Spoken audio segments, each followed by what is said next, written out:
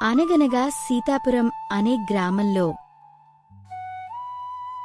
సూరయ్య మరియు అతని భార్య రత్తాలు జీవనం సాగిస్తూ ఉండేవారు.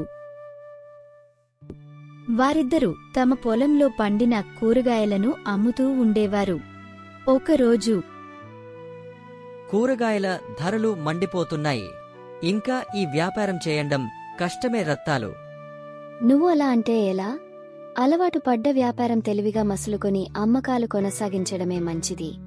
కొత్త వ్యాపారమైతే అలవాటు పడ్డ వరకు దినదిన గండమే అంటూ భర్తను ప్రోత్సహించసాగింది భార్య రత్తాలు. నువ్వు అలా అంటున్నావుగాని గంట నుండి కిలో 40 అని అంటున్నా. కొనేవారి సంఖ్య అంతంత మాత్రంగానే ఉంది కదే.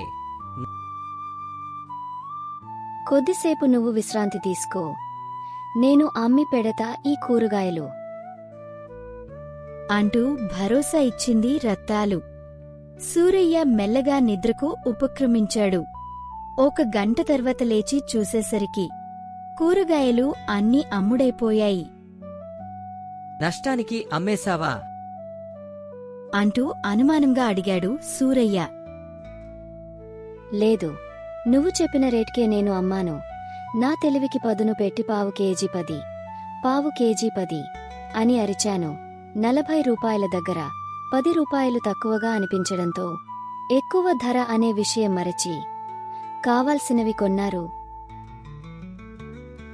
అసలు విషయం చెప్పింది రత్తాలు.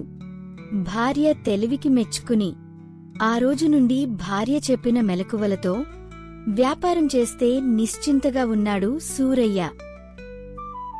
మా కథ కనుక మీకు నచ్చినట్లు అయితే లైక్ చేసి, షేర్ చేసి, సబ్స్క్రైబ్ చేయండి. లేదు మహారాజా, సోమయ్య అబద్ధం చెప్తున్నాడు. ఆ గుర్రం నాదే. నేనే దారిలో కనిపించిన సోమయ్యను ఎక్కించుకున్నాను.